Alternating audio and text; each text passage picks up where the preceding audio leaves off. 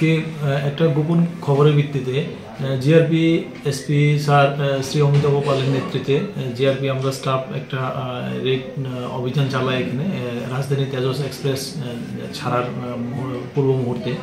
তো অ্যাকর্ডিংলি আমরা একজন লোককে আটক করি এবং তার করার পর তল্লাশি করার পর আমরা এই কিছু স্বর্ণের গোলগুলো পাই আমরা, যার ওয়েট ওজন প্রায় 1544 গ্রাম এবং যার বাজার মূল্য আনুমানিক প্রায় 1 কোটি টাকার মতো, এবং সঙ্গে ইন্ডিয়ান কারেন্সি 6000 টাকা মতো, 6710 টাকা এটা উদ্ধার করি। এখন এটা আমরা সিজার করার পর কাস্টম অফিসিয়ালদের কাছে এটাকে প্রয়োজনীয় ব্যবস্থা নেওয়ার জন্য হ্যান্ডওভার করে দেওয়া হবে।